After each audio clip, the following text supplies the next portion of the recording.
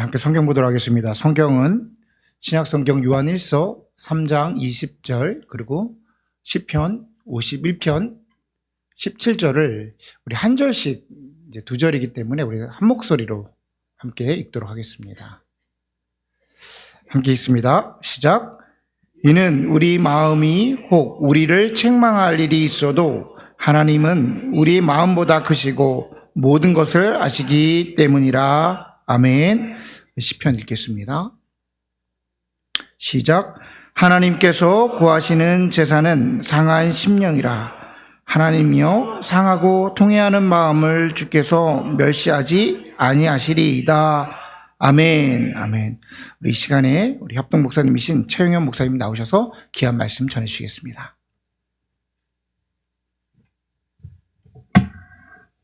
제가 오늘 아침에 와서 참 기뻤습니다. 우리 천미성 목사님이랑 이렇게 체온이 느껴지는 거리에서 얼굴을 맞대고 얘기하면, 제가 최근에 이제 몇 번 얘기를 했는데 진심이 느껴져요. 내용이 뭐든지 간에 진심으로, 그 태도에서. 그래서 오늘 저에게 어떤 얘기를 하셨냐면, 목사님 제게 큰 힘이 됩니다.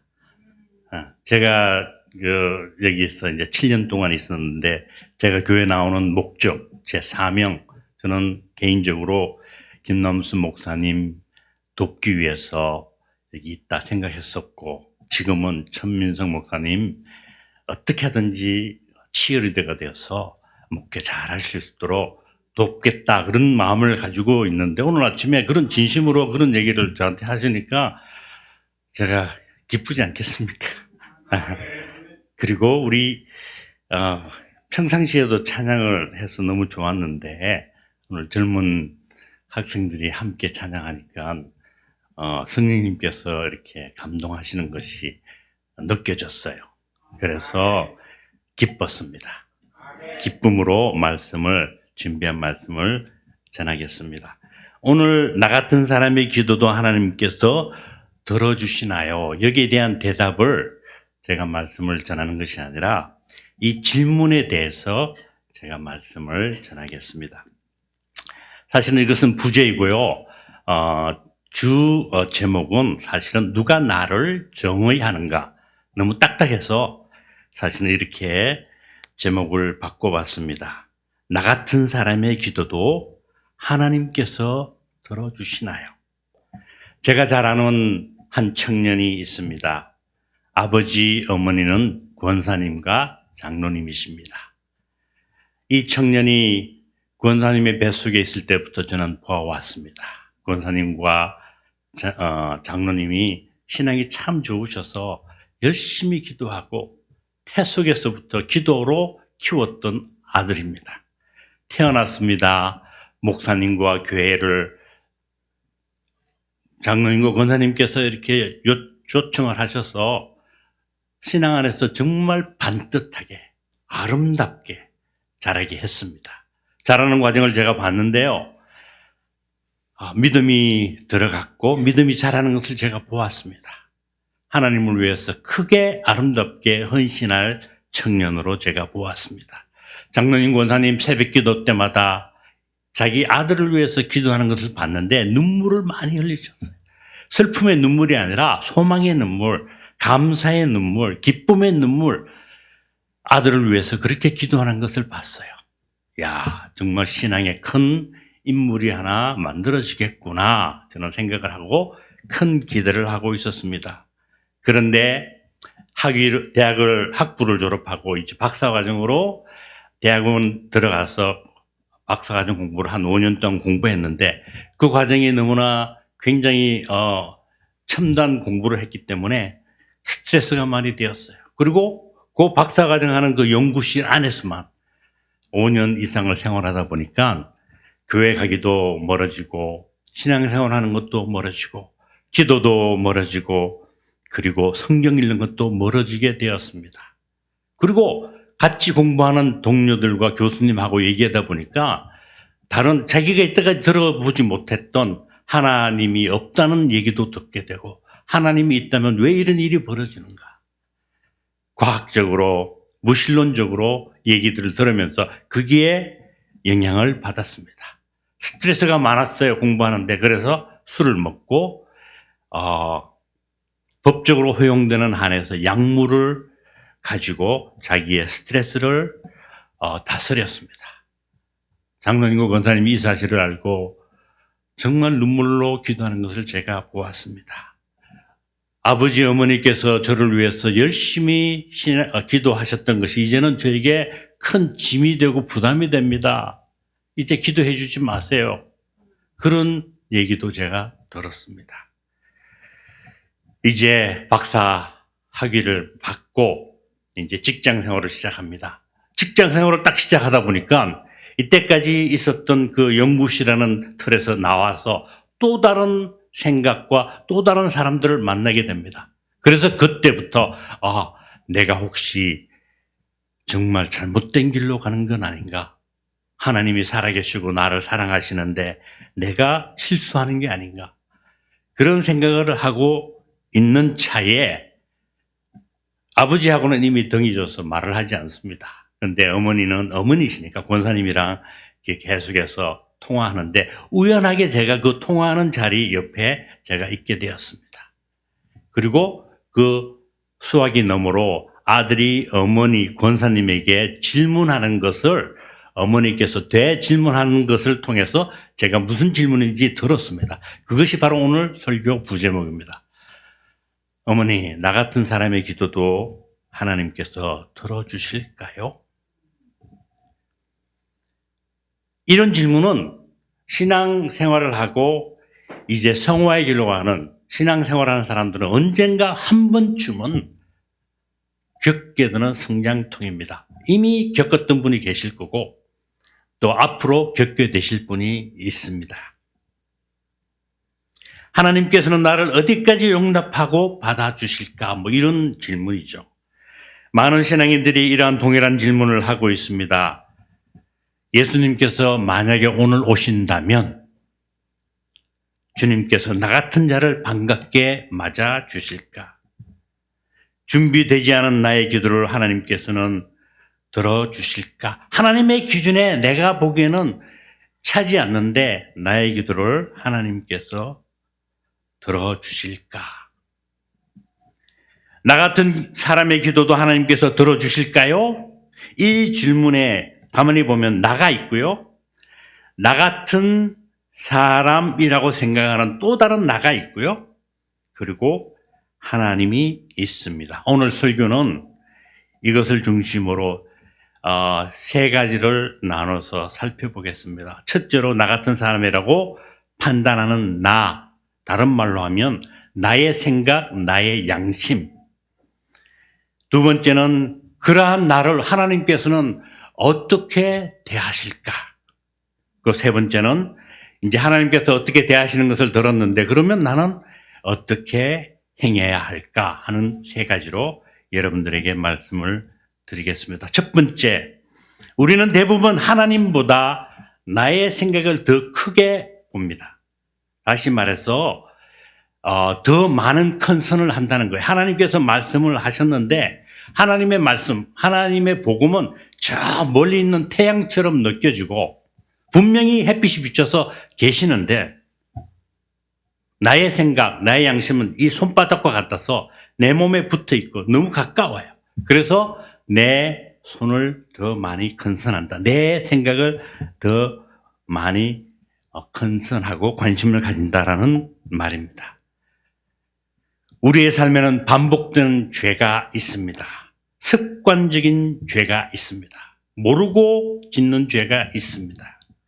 태생의 죄인이기도 하기 때문에 죄인으로 태어났습니다. 우리는 하나님 앞에 말씀을 듣고 회개합니다. 또 넘어집니다. 그러면 또 회개합니다. 반복되는 죄 때문에 자책을 하게 됩니다. 과거의 상처로, 과거의 죄책으로, 수치심으로, 하나님 앞에 너무 죄송한 마음으로 자책을 하게 됩니다. 주일 아침마다 공예배 때 기도 드릴 때 꼭 들어가는 거 한 가지가 있지 않습니까? 하나님, 지난주 저희들이 지은 죄를 용서하여 주십시오. 저는 한때 이렇게 생각했습니다. 이렇게 맨날 매주 죄를 져야 되나? 이번 주에 내가 죄를 우리가 딱 회개하고 난 다음에 다음 주에는 이 회개기도 하지 않고 하나님 이렇게 잘 살았습니다. 하나님 감사합니다. 이런 기도를 해야 되겠다라고 생각을 했는데 어김없이 다음 주에 저는 그리고 공예배 때도 회개 기도를 하게 됩니다. 문제는 죄가 아닙니다. 죄가 심각하죠. 죄가 무섭습니다. 그러나 죄가 문제가 아니라 하나님께서 문제로 삼으시는 것은 그 죄를 짓는 자기 자신에 대한 자기의 생각, 우리의 판단, 다시 말해서 우리의 양심입니다. 개인의 인권과 자유가 인류 역사상 가장 보호받고 존중받는 시대에 살고 있는 게 아닌가 저는 생각을 합니다. 많은 사람들이 그렇게 얘기했고 제가 역사책을 읽어보면 그래요. 그런데 이 개인의 인권과 자유가 가장 존중받는 이 시기에 바로 그 개인, 바로 나에 의해서 우리는 가장 혹독한 질책과 비판과 판단을 받는 시대를 우리는 살아가고 있습니다. 그 한 단면이 디프레션 아닙니까? 수치심과 두려움 아닙니까? 우리는 남들이 뭐라 그러면 잠깐 영향을 받지만 우리의 자긍심이 있어서 남들이 뭐라 그러면 뭐래? 마음속으로 뭐라는 거니? 하고 튕겨냅니다. 그럴 때가 많이 있습니다. 영향을 받기도 하지만 대부분은 튕겨냅니다. 그러나 내가 나에게 뭐라고 얘기하면 특별히 하나님의 말씀으로 내가 나에게 지적질을 하게 되면 아무 말도 못합니다. 제가 그랬거든요. 거울 앞에 서서 가끔은 너 목사인데 이래서 되겠어? 하고 손가락질로 얘기를 하는데 그 거울 안에 있는 내가 아무 말도 안 하고 묵묵부답으로 있더라고요. 미안한 표정을 지으면서. 신앙생활하는 데 있어서 가끔은 그리고 대부분은 우리는 하나님보다도 더 철저하게 나 자신을 감시하고 판단하는 것 같습니다. 그런데 요한일서는 오늘 본문에 있는 요한일서는 이렇게 얘기하고 있습니다. 우리 마음이 우리를 책망할 일이 있어도 하나님은 우리 마음보다 크시고 모든 것을 아십니다. 우리는 양심이라는 작은 손바닥으로 하나님의 은혜라는 태양을 가로막습니다. 이렇게 하면은 태양이 주로 오니까 눈앞으로 가져와서 그 밝고 찬란한 태양빛을 막습니다. 그리고 이렇게 생각합니다. 내 손이 저 태양빛을 막고 있구나. 내 손이 이 태양빛도 막는 손이구나. 그러나 우리는 단지 그렇게 생각할 뿐이지 단지 우리 눈만 가리는 거잖아요. 그리고 그 하나님의 은혜의 빛은 이미 이 손과 나의 모든 것을 감싸고 있습니다. 죄는 큽니다. 죄는 무섭습니다. 심각합니다. 그러나 하나님의 은혜는 그보다 훨씬 진지하고 그보다 무겁고 그보다 크십니다. 이 크고 진지한 놀라운 하나님의 은혜를 가로막는 나를 책망하는 나의 마음, 내 양심, 인간적인 잣대로 보면 겸손하게 보이고 도덕적으로 보이고 윤리적으로 보입니다. 그러나 성경적으로는 하나님을 대적하는 거예요. 하나님의 복음을 오해하는 것입니다. 두 번째입니다. 성경에 보면은 히브리어도 그렇고 헬라어도 그렇고 그 원문에 이런 어떤 문법이 있습니다. 완료 시제라는 것이 있습니다.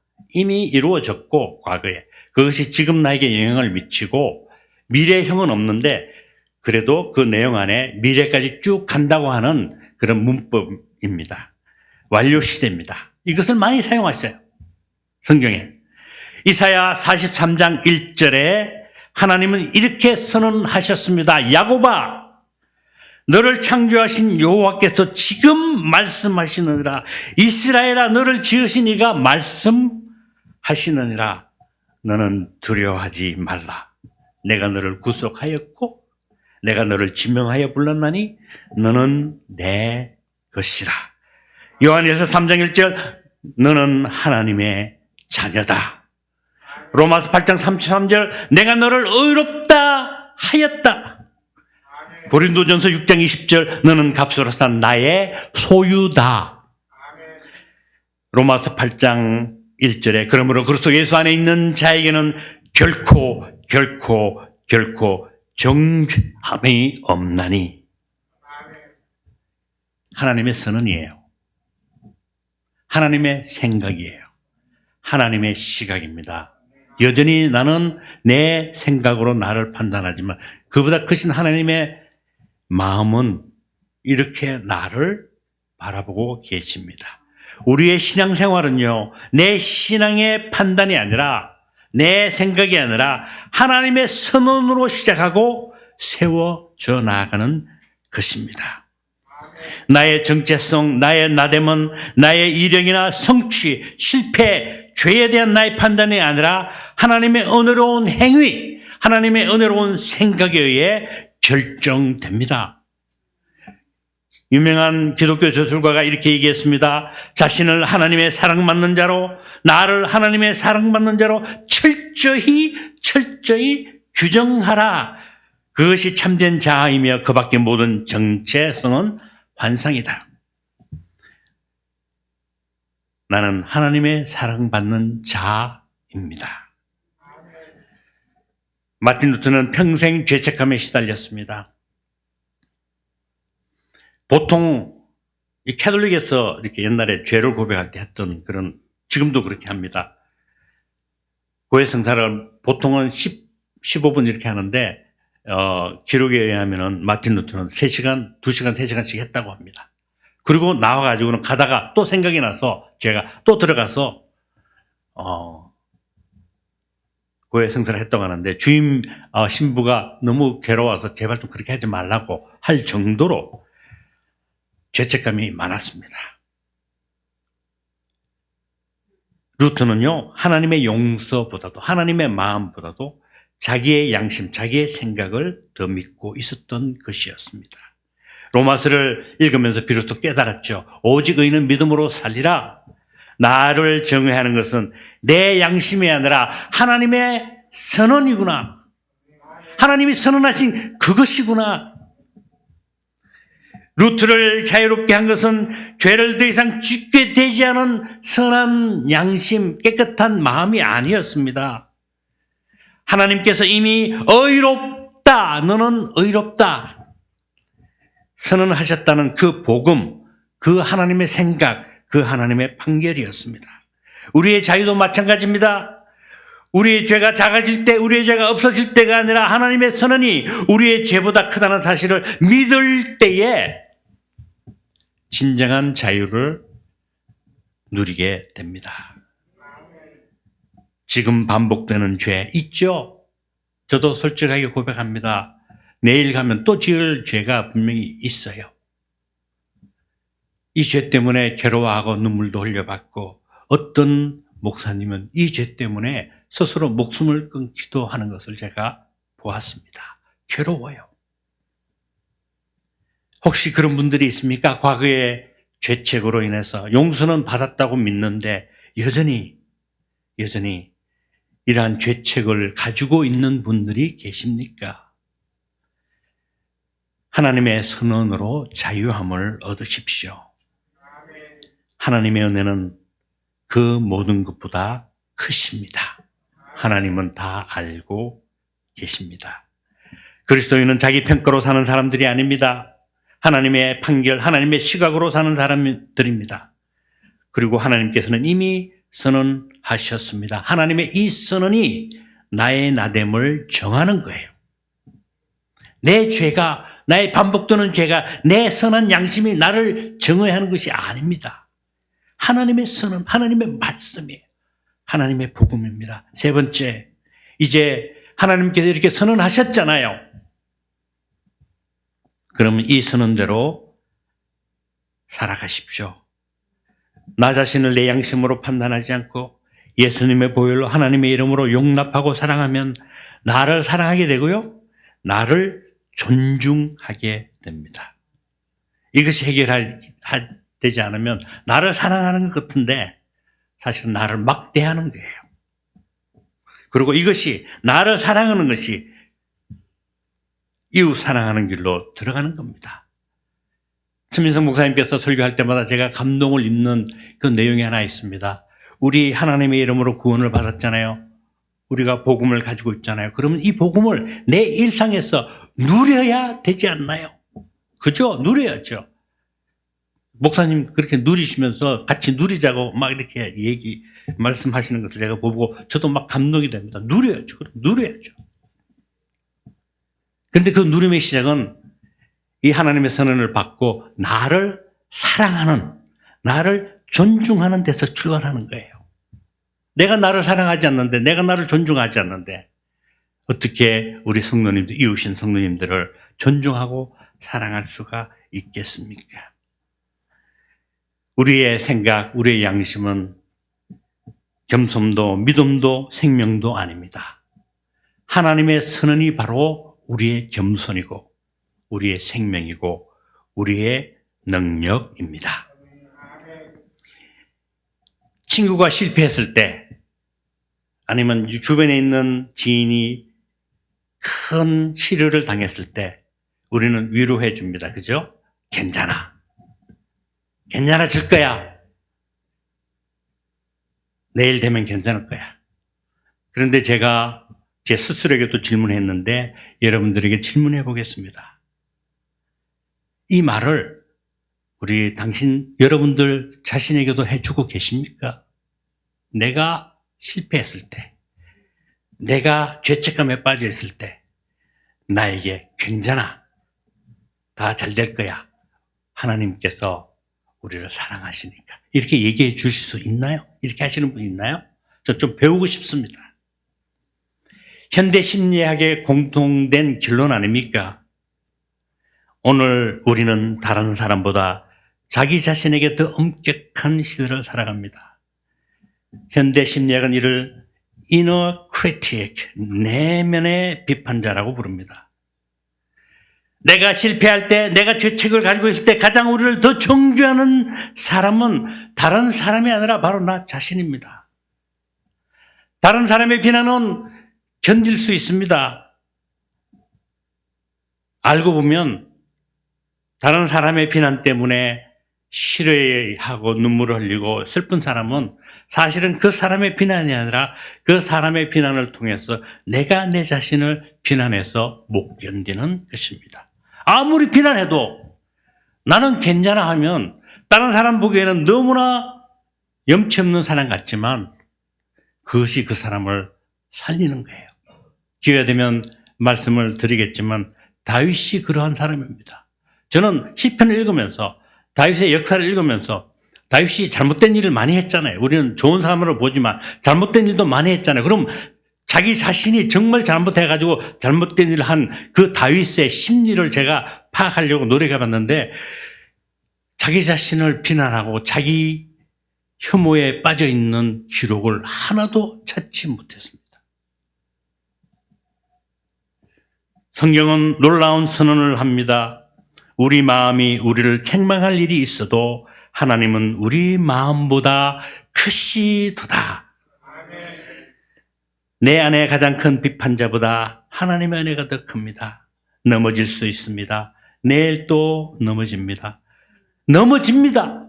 넘어져요. 어떡하려고요? 계속 넘어질 건데, 죽을 때까지 넘어질 건데 그거 가지고 생각하고 사실 거예요? 그러나 내일도 변하지 않는 하나님의 선언이 있습니다. 그리스도 예수 안에 있는 자에게는 결코 정죄함이 없나니. 이 선언을 붙들고 담대하십시오. 저는 우리 성도님들이 담대함을 가지고 하루하루 걸어가고 그래서 주일날 모여서 그 담대한 발걸음을 어떻게 나누는지를 느껴보고 싶고 보고 싶습니다. 제 개인적인 일이어서 한번 여러분들에게 한번 제안을 해야 들어봅니다. 저는 가끔 거울을 바라봅니다. 우리 성도님들도 거울 앞에 자신과 한번 대면해 보십시오. 연구에 의하면 하루에 7시간 이상을 사람들은 과거의 생각, 자기 잘못한 것에서 생각을 한다고 하는데 그거 다 내려놓고 그냥 솔직하게 자기를 한번 대면해 보십시오. 거울 앞에 서서 두 손으로 자기 얼굴을 이렇게 감싸고 눈을 똑바로 쳐다보고 처음에는 좀 어색합니다. 내가 나 자신을 눈을 이렇게 피하기도 하고. 그리고 이렇게 얘기하십시오. 사랑하는 하나님의 소유 영현아, 눈을 똑바로 쳐다보고. 그리고 하나님이 너를 사랑하니까 나도 너를 사랑한다. 하나님의 이름으로, 하나님의 말씀으로. 그래서 내가 나에게 고백하는 것으로 감동을 한번 입어보십시오. 제가 간편한 복음송인데 이렇게 한번 개사를 해봤습니다. 주의 이름으로 사랑합니다. 주의 이름으로 사랑합니다. 내 안에 애써 주의 은혜를 보내 주의 이름으로 사랑합니다. 우리 성도님들, 나에게 이런 하나님의 사랑으로 나를 사랑해 줘 보십시오. 그리고 그것이 디딤돌이 되어서 우리 성도님들을 바라볼 때에 주의 이름으로 사랑합니다 하면서 형제 안에서 자매 안에서 주님의 사랑을 보내. 그게 보여요. 저는 아침마다 드리는 루틴 기도가 있습니다. 이렇게 시작합니다. 하나님, 내 의의 하나님, 저는 하나님과 함께 오늘 동행하겠습니다. 하나님, 성령님 도와주십시오.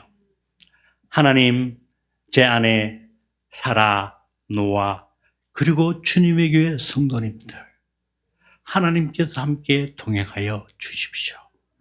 이 하루를 동행하여 주십시오. 그래서 우리들의 발걸음이 형통하게 하시고 평안하게 하시고, 이것이 오늘 말씀의 핵심입니다. 당당하게 하여 주십시오. 하루를 우리는 하나님의 사랑받는 자녀이기 때문에 당당하게 살아가야 됩니다. 하나님의 복음 안에서 당당하게 자신을 사랑하는 하나님의 자녀들이 되기를 사랑해 주신 하나님의 이름으로 부탁드립니다. 하나님 아버지.